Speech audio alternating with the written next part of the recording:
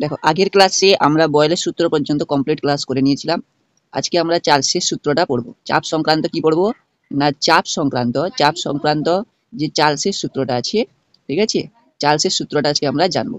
চার্লসের সূত্রে কি বলেছেন বিজ্ঞানী চার্লস চাপ নিয়ে কি বলেছে, যদি স্থির থাকে চাপ, যদি কি থাকে চাপ যদি স্থির থাকে, স্থির চাপে নির্দিষ্ট ভরে, তার মানে দেখো চার্লসের সূত্রেও কি হলো প্রেসার চাপ এবং ভর এম দুটোই কি থাকবে স্থির থাকবে। তাহলে কি আছে স্থির চাপে নির্দিষ্ট ভরের কোনো গ্যাসের আয়তন 0 ডিগ্রি সেলসিয়াস উষ্ণতায় যত হবে, প্রতি 1 ডিগ্রি সেলসিয়াস উষ্ণতা বৃদ্ধিতে তার আয়তন 1/273 অংশ বৃদ্ধি পাবে বা হ্রাস পাবে। মানে যদি 0 ডিগ্রি সেলসিয়াস থেকে আমি 1 ডিগ্রি সেলসিয়াস উষ্ণতা বৃদ্ধি করি, আয়তন কত হবে, 0 ডিগ্রি সেলসিয়াস তার আয়তন যত থাকবে তার থেকে 1/273 অংশ বৃদ্ধি পাবে। এবারে 273টা কি, কারণ হচ্ছে চার্লসের সূত্রটা আমরা কেবলমাত্র কেলভিন, চার্লসের সূত্রটা আমরা কি কেলভিনে মাপি, ঠিক আছে, কেলভিন নিয়ে মাপি। তাহলে কি হলো না 0 ডিগ্রি সেলসিয়াস উষ্ণতা থেকে যদি আমরা 1 ডিগ্রি সেলসিয়াস উষ্ণতা বৃদ্ধি করি, আয়তন কত বৃদ্ধি পাবে 1/273 অংশ। এই 1/273 অংশটাকে ভগ্নাংশটাকে আমরা বলি কি গ্যাসের আয়তন প্রসারণ গুণাঙ্ক। কি বলি না গ্যাসের আয়তন প্রসারণ গুণাঙ্ক, আয়তন প্রসারণ গুণাঙ্ক। গ্যাসের কি হবে আয়তন প্রসারণ গুণাঙ্ক, আয়তন প্রসারণ কি হবে গুণাঙ্ক। অনেক সময় শর্ট কোশ্চেন পড়ে যে চার্লসের সূত্রে গ্যাসের আয়তন প্রসারণ গুণাঙ্কের মান কত, তখন কত হবে 1/273 অংশ। বা পড়ে যে গ্যাসের আয়তন প্রসারণ গুণাঙ্ক কাকে বলে। এরকম ভাবে তোমাকে একটা টপিক পড়তে হবে, এখান থেকে কি কি কোশ্চেন হতে পারে সেটাও তোমাকে জানতে হবে, তবে তুমি করতে পারবে, ঠিক আছে। এবারে আমরা দেখো চার্লসের সূত্রের প্রমাণটা করি। তাহলে এখন পর্যন্ত বোঝা গেল যে চার্লস কি বলেছেন না স্থির চাপে নির্দিষ্ট করে কোনো গ্যাসের আয়তন যত 0 ডিগ্রি সেলসিয়াস উষ্ণতায় যত থাকবে, 1 ডিগ্রি উষ্ণতা বৃদ্ধি করলে 1/273 অংশ বৃদ্ধি পাবে, আর হ্রাস করলে 1/273 অংশ হ্রাস পাবে। এবারে দেখো আমরা কি করব না 0 ডিগ্রি সেলসিয়াস উষ্ণতায় আমি ধরলাম আয়তন কত ছিল V0, ঠিক আছে। 1 ডিগ্রি সেলসিয়াস যদি উষ্ণতা বৃদ্ধি করি আয়তন কত বৃদ্ধি পাবে না V0 তার 1/273 অংশ, তার কত বৃদ্ধি পাবে 1/273 অংশ। মানে কত হবে না হবে V0 বাই কত 273, V0 বাই কত হয়ে যাবে 273। তার মানে 0 ডিগ্রি সেলসিয়াসে আয়তন ছিল V0, 1 ডিগ্রি সেলসিয়াস উষ্ণতা বৃদ্ধিতে আয়তন কত হলো V0 বাই 273। তাহলে অ্যাকচুয়ালি 1 ডিগ্রি সেলসিয়াস উষ্ণতা বৃদ্ধি করতে তার আয়তন কত হলো না, আয়তনটা আমি লিখলাম V1, 1 ডিগ্রিতে V1 কত হলো না প্রথমে ছিল V0, তারপরে কত হলো না V0 বাই 273। তাহলে অ্যাকচুয়ালি আমার কত হয়ে গেল, এটা যদি সাজিয়ে লিখি দেখো V0 ইন্টু 1 প্লাস 1 বাই 200 কত হয়ে গেল 73। V0 ইন্টু কত হয়ে গেল 1 প্লাস 1 বাই 273। এইটা অনেক সময় শর্ট কোশ্চেন পড়ে যায়, ভালো করে চালকে দেখো। এখন কোশ্চেনে তোমাদের বুঝতে হবে যে বলে দিবে চার্লসের সূত্রে 1 ডিগ্রি সেলসিয়াস উষ্ণতা বৃদ্ধি পেলে তার আয়তন কত বৃদ্ধি পাবে, দিয়ে দিবে এটা যোগ করে।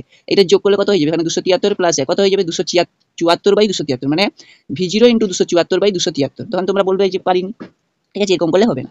একই রকম ভাবে যদি আমরা T ডিগ্রি সেলসিয়াস উষ্ণতা বৃদ্ধি করি, T ডিগ্রি সেলসিয়াস কি করি উষ্ণতা বৃদ্ধি করি, তাহলে তার ক্ষেত্রে আয়তন কত বৃদ্ধি পাবে না T বাই 273। তখন তার T ডিগ্রি সেলসিয়াস উষ্ণতা বৃদ্ধিতে আয়তনটা কত হয়ে যাবে না আয়তনটা যদি ধরো আমরা VT লিখি, তাহলে একই রকম হয়ে যাবে কত না VT ইন্টু কত হয়ে যাবে VT into 1 plus T by 273, 200 কি 73। আর যদি হ্রাসের কথা হয় তাহলে এটা মাইনাস হয়ে যাবে, আর কিছু নেই। হ্রাস মানে আমাকে কি করতে হবে বিয়োগ করতে হবে, আর বৃদ্ধি মানে আমাকে কি করতে হবে যোগ করতে হবে।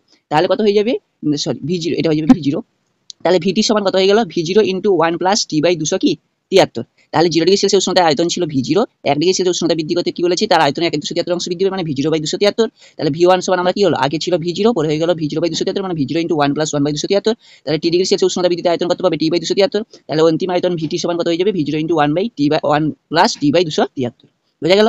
এটাকে এবারে সাজিয়ে একটু লিখে দিতে হবে। আর হ্রাসের ক্ষেত্রে কি হবে না হ্রাসের ক্ষেত্রে যদি ধরো আমি লিখি VT ডট কি হয়ে যাবে না V0 into 1 minus T by 273। ব্যাস এইটা হ্রাস মানে বিয়োগ আর বৃদ্ধি মানে যোগ। তাহলে এইখান থেকে চার্লসের সূত্র, তো এইখান থেকে কি কি কোশ্চেন আসতে পারে, চার্লসের সূত্র কাকে বলে, চার্লসের সূত্রে ধ্রুবক কি কি আছে, আয়তন প্রসারণ গুণাঙ্ক কাকে বলে, ঠিক আছে, চার্লসের সূত্রের প্রতিষ্ঠা করো। ব্যাস এই তো 4টা কোশ্চেন। আর শর্ট কোশ্চেন একটু ঘোরাতে পারে, যেটা বলে দিলাম V0 ইন্টু 274 বাই 273 করে দিতে পারে 1 ডিগ্রি সেলসিয়াস উষ্ণতায়, বা তোমাকে 2 ডিগ্রি সেলসিয়াস উষ্ণতা এরকম দিয়ে দিতে পারে যে 2 ডিগ্রি সেলসিয়াস উষ্ণতাতে যদি বৃদ্ধি করা হয় কোনো গ্যাসের আয়তন এখন 0 ডিগ্রি সেলসিয়াস উষ্ণতা ধরে বলে দিল 0 ডিগ্রি সেলসিয়াস উষ্ণতায় কোনো গ্যাসের আয়তন হচ্ছে V, তাহলে 2 ডিগ্রি সেলসিয়াস উষ্ণতা বৃদ্ধিতে চার্লসের আয়তন কত হবে, তখন 2 করতে হবে।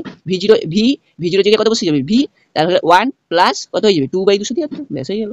এইরকম শর্ট কোশ্চেন কিছু দেয় যেগুলো তোমাকে বুদ্ধি করে পড়ে রেডি করে রাখতে হবে, বুঝা গেল। এখন আমরা চার্লসের সূত্রের একটু গ্রাফটা দেখে নিই। চলো, এই লেখচিত্রটা কিন্তু সিম্পল, কিছু নেই। আমি এই যে লেখচিত্রটা নিলাম, যদি ধরো আমি x অক্ষ বরাবর আমি যদি T নেই, ঠিক আছে, মানে তাপমাত্রা।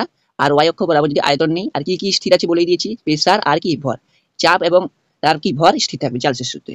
সেক্ষেত্রে তার আয়তনটা কত হবে, এদিকে তাহলে কি হবে মাইনাস টি, এদিকে হবে প্লাস টি। এক্ষেত্রে হ্রাস এবং বৃদ্ধি দুটোই আছে, এরকম চলতে থাকবে।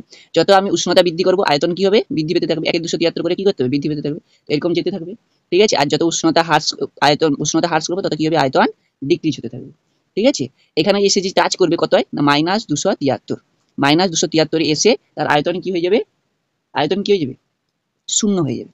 -273 এসে আয়তন কি হয়ে যাবে, শূন্য হয়ে যাবে, যেটাকে আমরা বলি পরম শূন্য উষ্ণতা।